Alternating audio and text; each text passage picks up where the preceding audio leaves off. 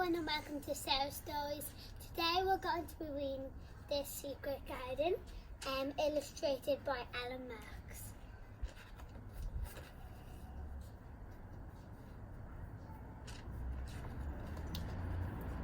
The last time Mary Lennox saw her parents was in the garden outside their house in India. That night a terribly fever swept through the house. Mary's mother and father both died. Mary felt as if she were all alone in the world. Then a letter arrived from her uncle, Mr. Craven, inviting her to England to stay. Dear Mary, I have made arrangements for you to come to England and live at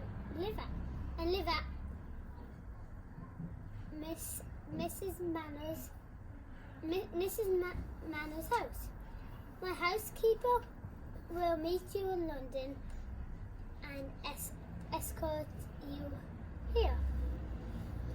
I'm afraid I won't see you for some time, as I have to travel to Europe on my business.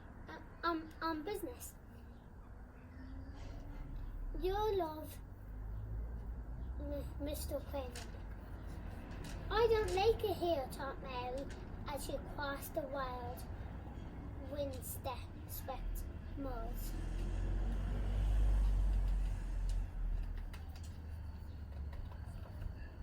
She arrived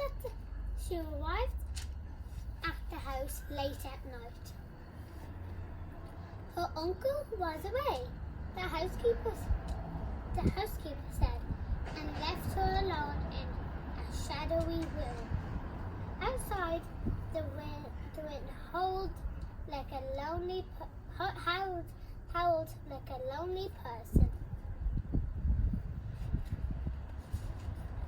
In the morning, Mary wandered out of the house into a wintry garden, where an old man was digging.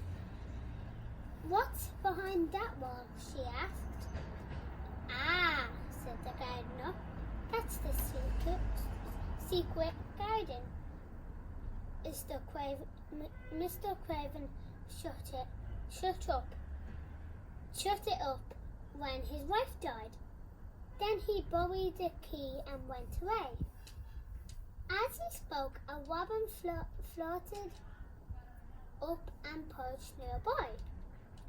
He cocked his head and looked at Mary. Will you be friends with me? She whispered. You sound just like our Dixon. And said the gardener. He talks to all wild things. Now run along, Missy. I've got work to do. Mary watched the robin fly off and decided to follow him. Show me the key to the magic garden, she begged. The robin swooped down and hopped around on the ground. He is trying to show me something, thought Mary. She scrabbled in the soil and found a rusty key. Mary searched and searched for the door to the garden. Then one day,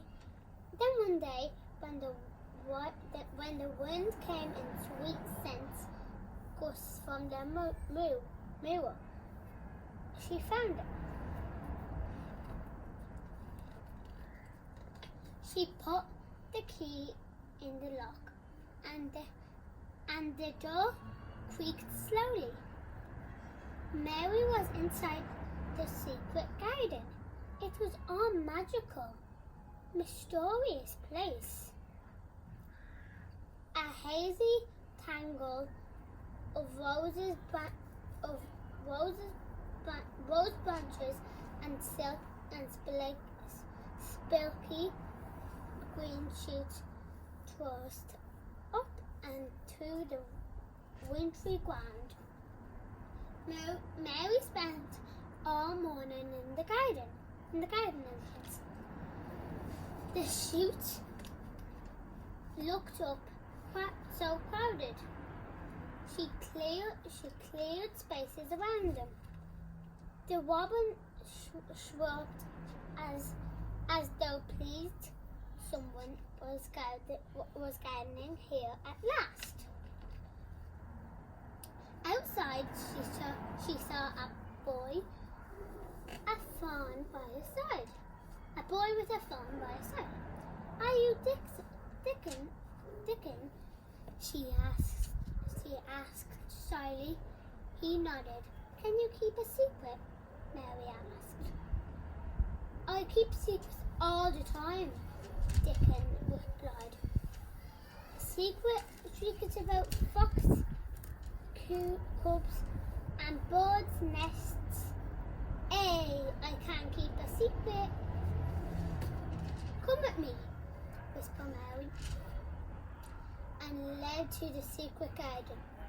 Dickon looked around as if in a dream.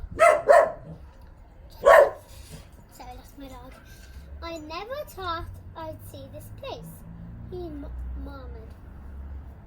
"Help me make it come alive," said Mary. "Yes," whispered Dickon. "We'll make it the prettiest garden in England." The winter passed into spring. One blustery night, Mary couldn't sleep. She was woken by a cry that pierced the wind. She followed it down the passage until she reached a door with a glimmer of light beneath. Inside the room was a vast carved bed with a boy in the middle of it sobbing. "Are you a ghost?" whispered Mary. "No," he snapped.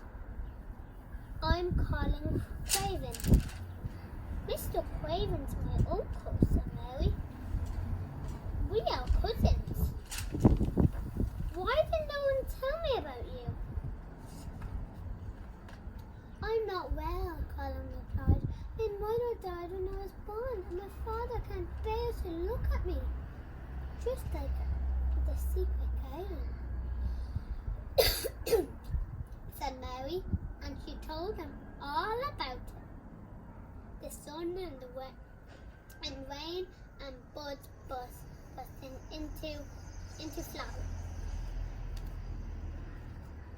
While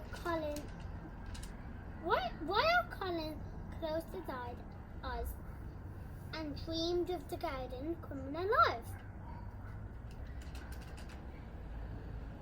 Mary raced to Colin's room the next morning.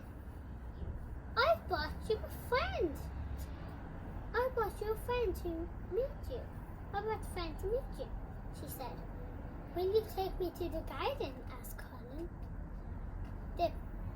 They rushed down the paths. Mary flung back the ivy and opened the garden door. Sunshine lit up sprays of flowers, and the air was alive with bird song. "I can feel things growing," gasped Colin. You can look with us in the garden," said Mary. Colin's pale face grew rosy in the sunlight. "And maybe I'll get well," he whispered.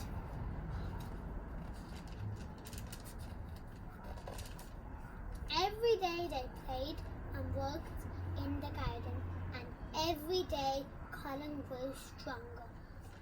"If only my father could see me," thought Colin, and he began to wish. Come home." Every day they played and worked in the garden, and every day Colin What movie? One night, Colin's father fell away in Italy, had a strange dream. He heard his dead wife calling his name. "Where are you?" he pleaded. "In the garden," came the reply. Mr. Craven returned home at once. He rushed to the garden as he came down the path. As he heard children laughing behind the wall. "How can that be?" he thought. "The garden must be dead. I buried it. I buried the key." At that moment, Colin and Mary